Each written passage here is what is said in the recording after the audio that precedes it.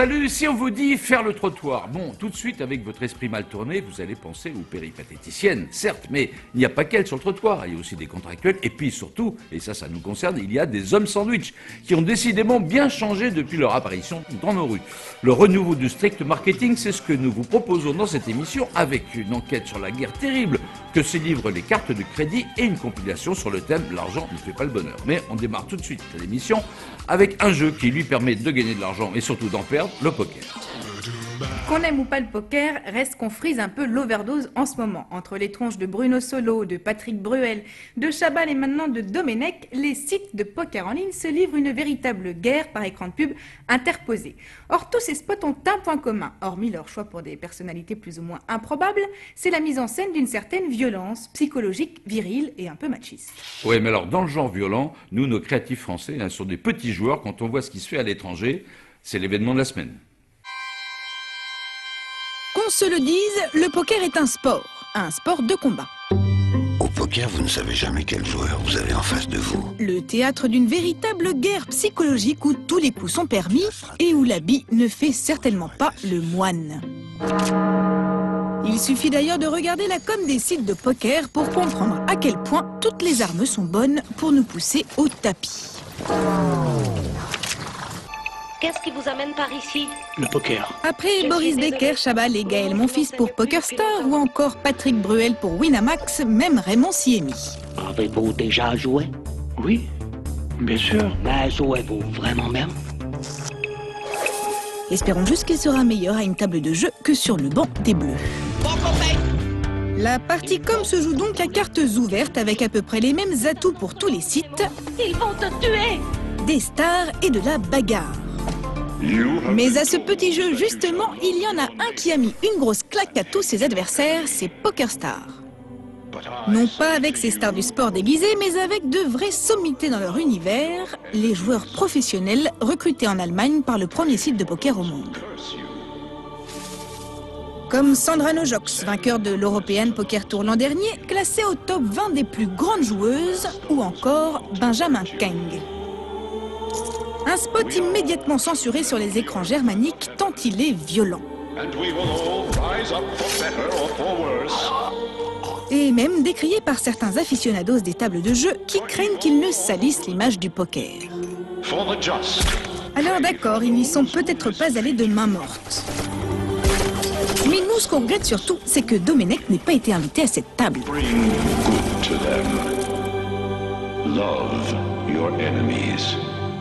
Un spot portoricain avec des dialogues en français sous-titrés en anglais, ça ne veut pas exister? Eh ben si, c'est dans l'actualité de la semaine, autrement dit, le bloc-notes de Benjamin Bloch. Quand les publicitaires portoricains font un spot pour Internet, on dirait presque du cinéma. Et du cinéma français, s'il vous plaît. Des dialogues dans la langue de Voltaire, donc, mais sous-titrés en anglais, car tous les internautes n'ont pas forcément le français bien en bouche.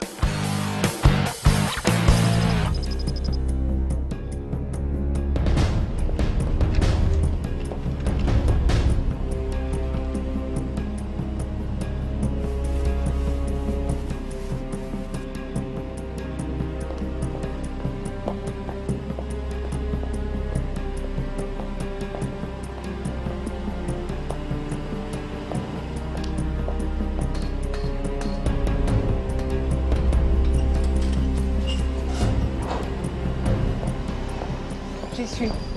Passe par le côté nord, ensuite tu prends les escaliers, il n'y aura pas de souci, la zone est dégagée.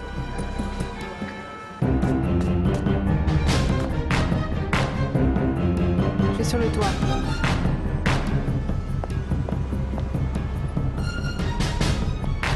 J'arrive en position.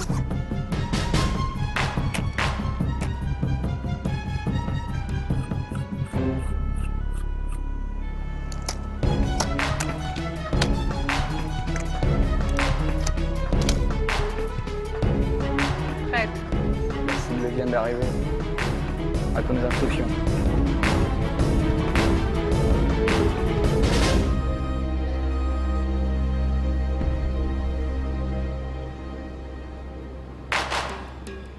Garde ta position. La cible sera là dans 15 secondes. Cible en approche. secondes. 3, 2, 1. Vas-y, désolé. Attends. Il y a un truc qui va pas là. Qu'est-ce qui se passe? C'est quoi le problème? Il y a un truc qui cloche. De quoi tu me parles? Qu'est-ce qu'il y a? C'est mes sous-titres. Quoi? La cible est là, en position. De quoi tu me parles? Les sous-titres, ils sont jaunes. Quoi? Les sous-titres, ils sont jaunes. Les tiens, ils sont blancs. Qu'est-ce que tu fais là? La cible est là. La cible est en position. Qu'est-ce que tu fais? Regarde, là, tu viens de parler, tes sous-titres, ils sont blancs. Puis les miens, bah maintenant, ils sont jaunes. On a tout merdé là.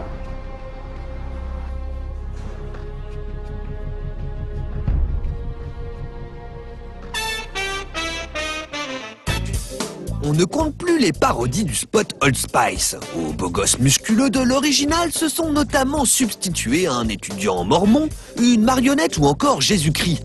Mais jamais de personnage féminin. Lacune avantageusement comblée par la playmate Rosie Jones pour les 40 ans de la célèbre page 3 du Sun. Hello, boys. Look at your woman. Now back to me. Now back at your woman. Now back to me. Sadly, she isn't me. But that's okay, because if you keep reading page 3 every day, I'll be in your hands smiling at you like you were with me. Look down, back up. Where are you? You're on a beach with the woman you'd secretly love your woman to be like. What's in your hands? Back at me. I have them. They're my coconuts, with 2 VIP tickets to that match you have to see. Look again. The tickets are now beers. Anything is possible when you read page 3 and imagine that I'm your lady. I'm on a car.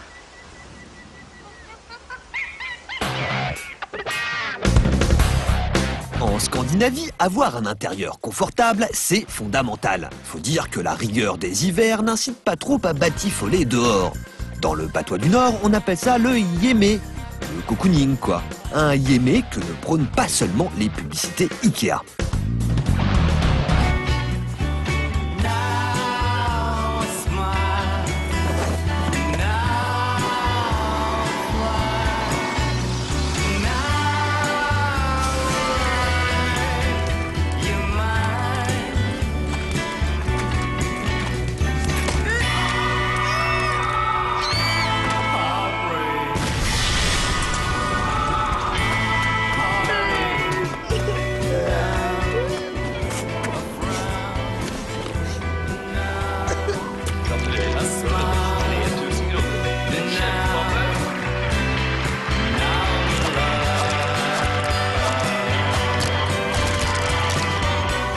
Les plus anciens d'entre vous se souviendront peut-être de ces hommes sandwich qui nous distribuaient des prospectus par ailleurs sans aucun intérêt. Eh bien, 50 ans après, les marques occupent à nouveau le pavé, avec cette fois des outils nettement plus sophistiqués. Grâce aux nouvelles technologies, le strict marketing est redevenu à la mode. Pourquoi? Eh bien parce que face à des écrans publicitaires saturés, les marques ont éprouvé le besoin de retrouver un peu le public là où il se trouve vraiment, c'est-à-dire dans la rue. Mais n'allez pas croire que ces manifestations apparemment locales ne sont destinées qu'à la dizaine de badauds présents sur le moment. Non, car les marques maîtrisent tout, elles filment tout ça, et vous savez ce qu'elles en font? Eh bien des spots télé. C'est un peu le serpent qui se mord la queue, comme vous le raconte d'ici à Hayat. Ciao, sono cliente ING Direct. Ho aperto conto arancio. Ho fatto su internet, in 5 minuti. Hai preso il numero? Zero spaccato mi costa. Sono cliente ING Direct e ho aperto conto arancio. Ciao. Ciao.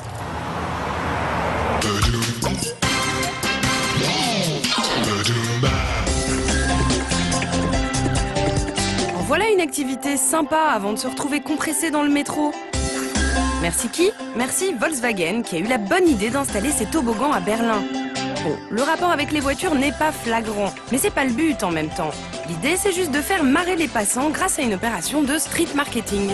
Le street marketing, c'est le fait d'aller à la rencontre des gens dans la rue, là où ils se trouvent.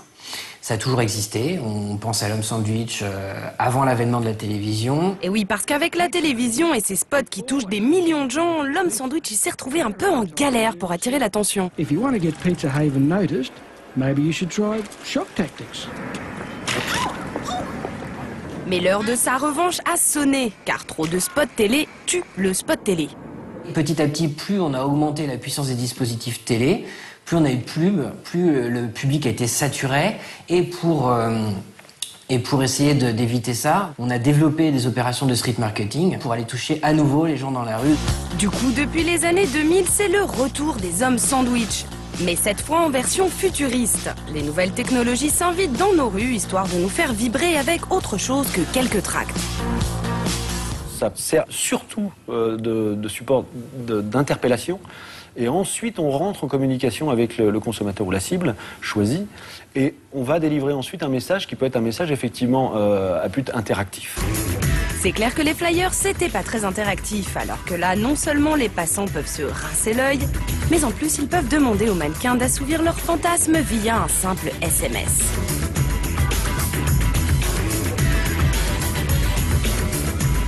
Un nouveau terrain de jeu high-tech qui est devenu incontournable pour la survie des marques. Il faut qu'elles recréent du lien avec leurs consommateurs. Il faut qu'elles soient davantage dans une approche, une attitude relationnelle, si elles veulent s'enregistrer dans l'avenir avec eux. Plus question donc de se contenter d'une com de masse. La marque doit revenir au tête-à-tête privilégié et prouver à son consommateur qu'elle l'aime, lui, et qu'elle est prête à tout. Reste avec moi. Car le consommateur d'aujourd'hui a envie d'être considéré comme un individu, de se sentir unique. Mais attention, unique ne signifie pas solitaire. Il y a un phénomène qui est très fort, qui est visible sur Internet, mais qui existe également dans la vie réelle, puisqu'Internet n'est qu'un prolongement, ce n'est pas une vie virtuelle.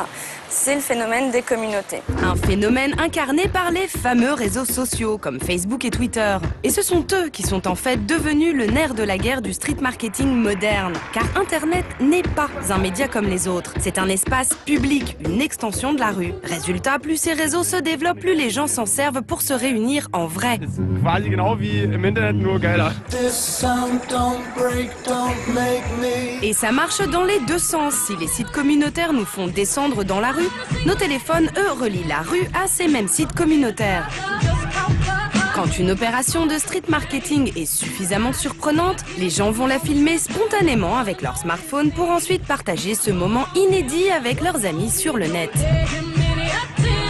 Et si vous n'avez pas votre smartphone sous la main, parce que par exemple vous êtes à moitié à poil dans une piscine, eh bien la marque va vous fournir l'outil pour rester connecté. C'est ce qu'a fait Coca sur son campus de vacances israélien l'été dernier. Elle a équipé les participants de bracelets électroniques leur permettant d'alimenter en permanence leur compte Facebook. The wristband was also used to auto-tag the teenagers in pictures that were uploaded to Facebook online.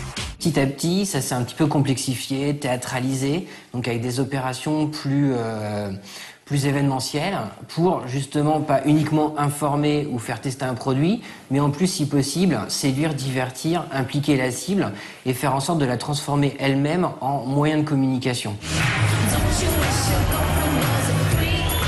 Transformer la cible en moyen de communication, c'est tout bénef pour la marque.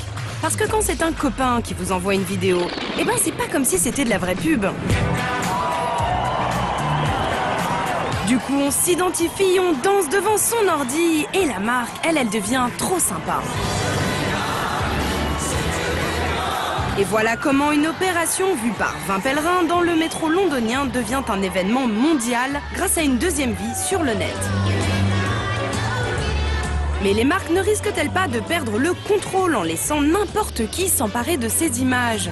Vous rigolez ou quoi? Vous croyez que c'est qui là qui a filmé l'opération sous tous les angles pour en faire un superbe spot de près de 3 minutes? Ben c'est la marque elle-même, bien sûr. Aujourd'hui, les moyens sont effectivement colossaux. On n'est plus dans l'opération de Barante où le bonus c'est qu'elle soit passée dans une centaine de blogs qui font une belle audience, etc.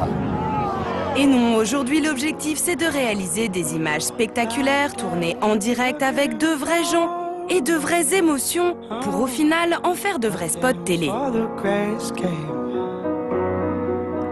Ah, il est loin le temps où le street marketing était réservé aux petites marques qui n'avaient pas un rond. Un festival international de publicité a décerné à Ikea le prix de la marque la plus créative de l'année. À cette occasion, on a ressorti de nos archives une des premières manifestations publicitaires de la marque en France. C'était en 1987. Il y avait Patrick Timsit et à la réalisation Gérard Jugnot, séquence rétro. Moi, j'aime qu'on m'obéisse et qu'on exécute mes ordres. Couchez, Rex! Eh bien, vous savez ce qu'ils m'ont dit chez Ikea? Que c'était encore plus simple si je me servais moi-même. À moi! Debout, Rex! Bon, j'ai pris un canapé, une bibliothèque, un lit. Et j'ai dit, tout ça monté en place nickel chez moi. Couchez, Rex! Eh bien, ils m'ont dit, gentiment, que si je montais mes meubles moi-même, ça descendait leur prix. Couchez, Rex! Debout! Assis, couché! Couchez, Rex! Attaque! Non, reste direct, au pied, Rex! Allons, Bibi. C'est déjà fini. T'énerve pas, c'est mauvais pour ton cœur. Tu viens, Rex? Rex. Dans quelques jours, on va tous commencer à faire chauffer notre carte de crédit. Fête de Noël oblige. Mais savez-vous où et quand sont nés ces petits morceaux de plastique dont on ne peut plus se passer? Aux États-Unis, my dear, bien sûr. C'était dans les années 50 où deux marques s'apprêtaient à se livrer une guerre sans merci pendant des décennies. À ma gauche, Visa, à ma droite, Mastercard. Et si Visa aujourd'hui détient le leadership du marché, eh bien on peut dire que Mastercard, elle, a le palmarès le plus riche sur le plan créatif. Reste à comprendre pourquoi ces deux marques font-elles de la pub sur nos écrans, sachant que ce n'est ni vous ni moi qui choisissons nos cartes de crédit, mais nos banques. David Friesman s'est posé la question et vous livre ses conclusions. Kids under 5 are free and everyone over 65 is free. And if you're over or under this height and can make this noise with your armpit, you guessed it, free! If life were like that, you wouldn't need a Visa card. Welcome to the park!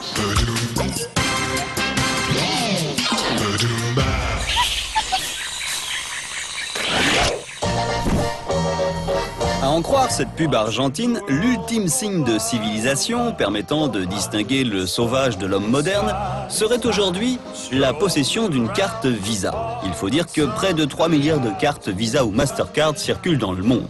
Et comme quand on parle business, on parle américain, tout cela est né aux États-Unis dans les années 50 et 60. Et si depuis, les deux marques s'adressent directement à vous dans leur pub, c'est qu'à chaque fois que vous utilisez votre carte, un petit pourcentage va vers Mastercard ou Visa. Comme quoi, c'est quand même beau, l'Amérique. Et donc, même si on ne vous demande pas votre avis, puisque c'est votre banque qui adhère à l'une ou l'autre, les pubs Visa ou Mastercard vous attrapent par le paletot pour vous convaincre d'utiliser votre carte plutôt qu'un autre moyen de paiement. If you like to be welcomed, choose your credit card wisely. Finasa Visa. Donc pendant longtemps, on va vous expliquer que la carte c'est moins contraignant que le chèque, qui oblige même le plus célèbre des espions à des petites tracasseries. Caveat. Take a check.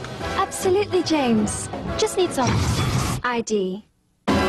Driver's license, license to kill, that sort of thing. Really, 007, you should use a Visa check card. Et puis, on va vous asséner un argument massue. Everywhere, Visa's accept.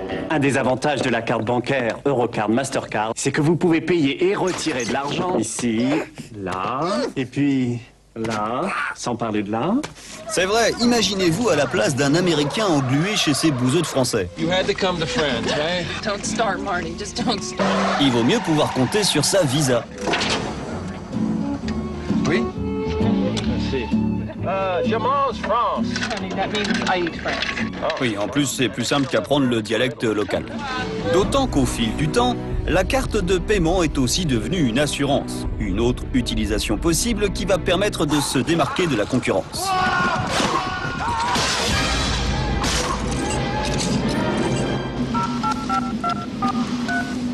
Vous avez appelé, vous êtes le porteur de la carte 014 321. Oui.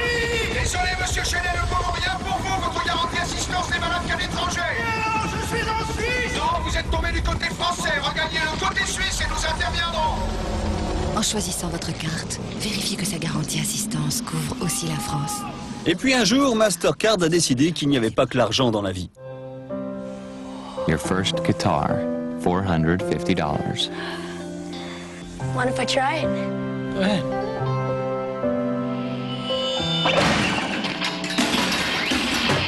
Rock and roll, priceless. There are some things money can't buy. For everything else, there's Mastercard. Depuis 1997, la marque a mis sur orbite une communication mondiale immuable.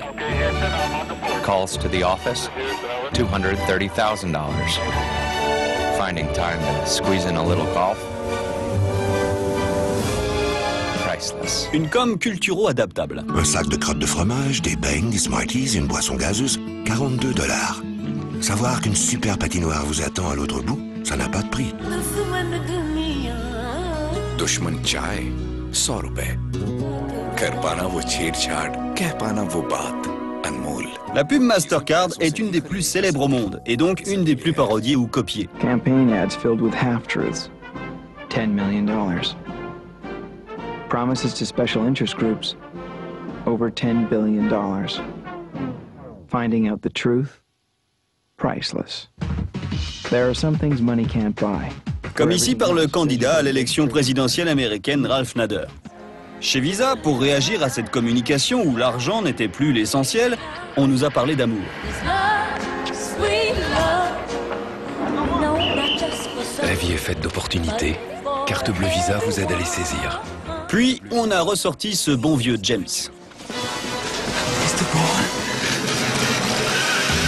Et là, on n'a pas lésiné sur les moyens.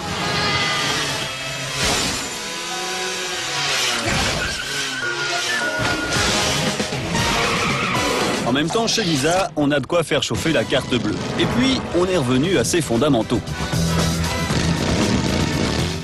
Avec des films qui rappellent que payer par carte, ça permet d'éviter des galères. Galères qui sont de toute façon assurées par la dite carte. Comme quoi une pub peut avoir un effet domino. Monsieur, vous réglez comment? Carte bleue Visa.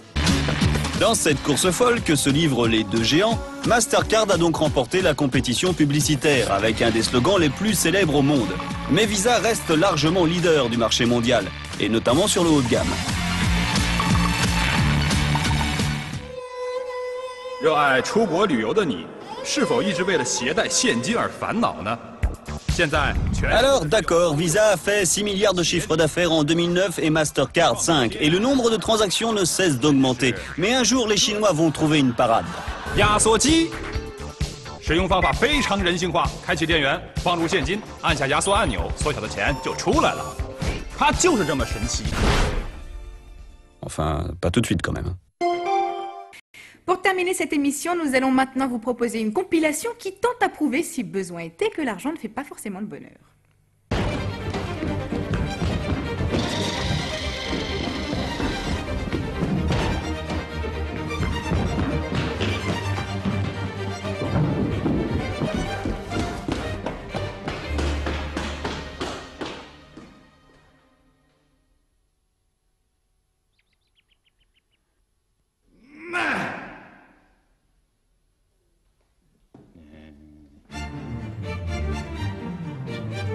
Know what you're getting into.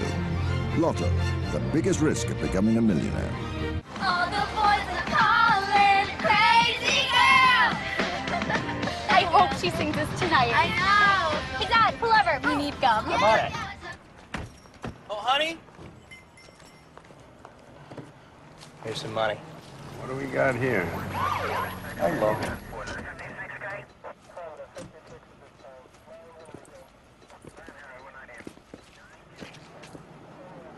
I'm her daddy. Presenting the trouble with money. Street performers.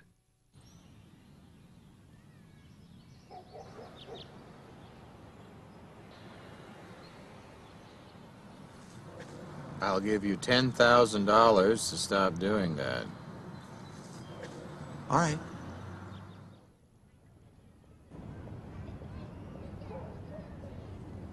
We never said being a millionaire was gonna be easy. Go away! Hi, can I get a quarter with change?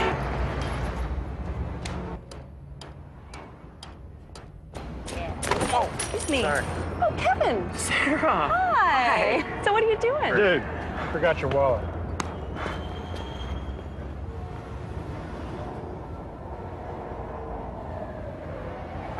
AmeriQuest, an open-minded, equal opportunity lender.